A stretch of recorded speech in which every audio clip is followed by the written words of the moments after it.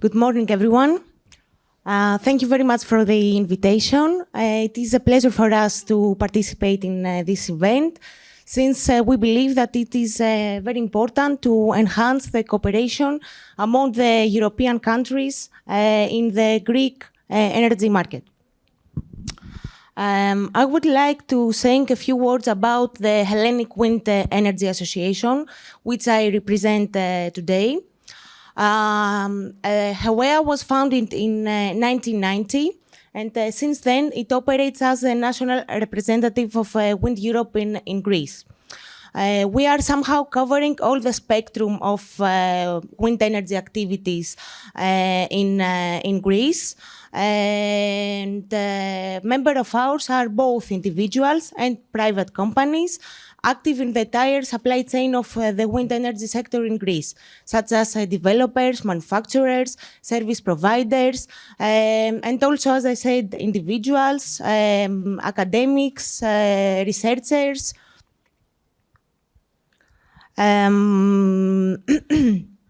So our scope is to express the well-meant interest of the industry and the market, active as a think tank. We try to promote the scientific research, technology, and activities of the wind energy sector.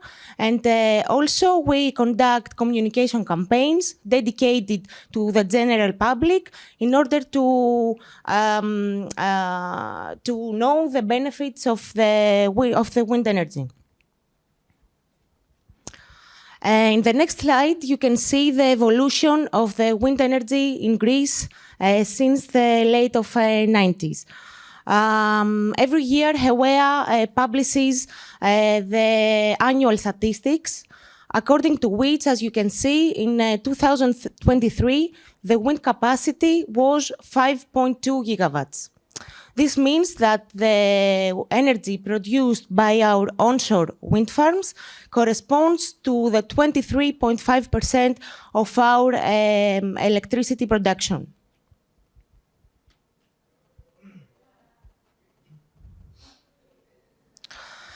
Wind energy has a strategic role in the energy security. The massive development of renewable energy sources, and in particular onshore and offshore wind, is a crucial pylon for the Greek energy policy and above all for its dynamic contribution to Europe's energy security. This way, wind can also ensure the stability, the security, and the peace in the broader area. This is also reflected to our National Energy and Climate Plan, which is now under revision. As you can see, the rest percentage in our gross final electricity generation is going to be 80% for almost 50% today. And the target for wind in 2030 will be 9.5 gigawatts, 1.9 of which will be offshore wind. Offshore wind development will be a game changer for Greece. As an association, we strongly support this initiative, and during the last 5 years, it was something that we were trying to promote offshore wind and also to persuade the administration about its necessity. Also, it is worth mentioning that the offshore wind development in Greece has attracted a strong political commitment from the biggest parties in Greece. And HEWEA, LETAEN, has also collaborated with the competent ministry as well as the previous government towards this direction. Since summer of 2022, Greece has its own legislative framework for offshore wind development.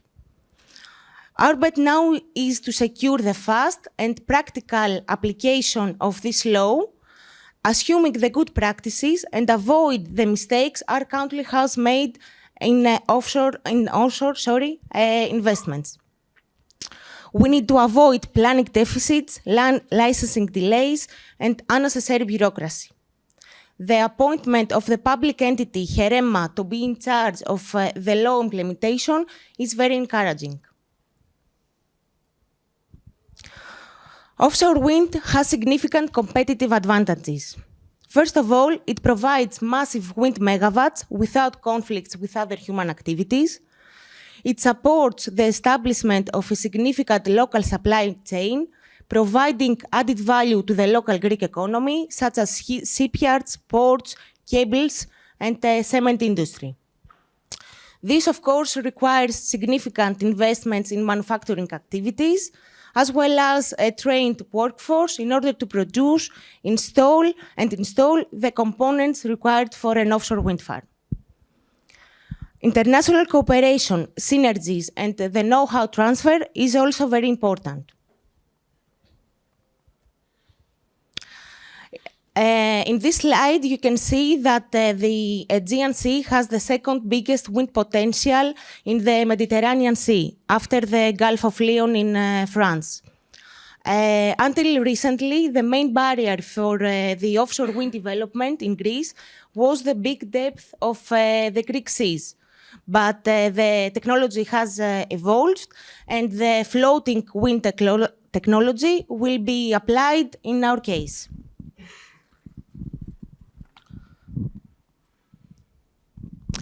Greece and Romania have a lot in common in terms of offshore wind development. Both countries are making their first steps in the offshore wind sector.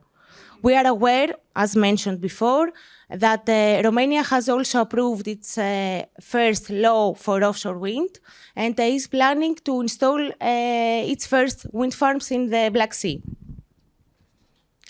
In terms of our bilateral cooperation, the penetration of the Greek Public Power Corporation in Romania is worth mentioning. PPC is the biggest electricity supplier in Greece, and its investment in Romania will enforce the energy relation and cooperation between the two economies. So we hope that in the next years we welcome also Romanian countries in the green energy market, and we are happy always of new entrances in the wind energy sector. Thank you very much. Thank you, Efi, for the presentation. Since you are going to leave rather soon, I will ask you to stay for a couple of minutes, maybe answering one or two questions from our friends in the audience, if any. So, if any specific questions that I have replies from Efi, please, I will come with the microphone to you. Also, I can leave my contact if anyone has a question. Okay, we will do this, please. Thank you very much. I have a question related to the wind production, because you mentioned in the last part of the presentation. How was involved the association in promoting the legislation for developing the offshore wind? Yes. And if there is a legislation already approved, and maybe this can be the starting point for the cooperation, because in Romania this is now under debates, and maybe we can find a solution if there are already implemented. As I mentioned, there is also a law for offshore wind development since the summer of 2022. Last October, the HEREMA has also announced the national program for offshore wind development, which is, now we are waiting for the approval of this program in order to continue with the rest. In terms of what has the association done, we were strongly collaborating with the competent ministry, the Energy Ministry, about the implementation of the law in terms of the investors' view. Thank you. And one question from my side, I will give the microphone immediately. Can you specify one project already in discussion for offshore wind in Greece? I saw almost 2 gigawatts in 7 years, seems quite ambitious. And I'm curious if there are any obstacles you already see that might be solvable soon. Yes, the main obstacle in offshore wind development is the 6 nautical miles that our offshore wind farms will need to be installed. There are some projects that have been announced some, let's say, some pilot projects in the region of Alexandroupolis. Yes, but this is also under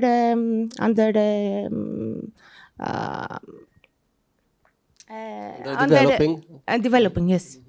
And one or two main obstacles you see at the moment for starting the offshore wind? As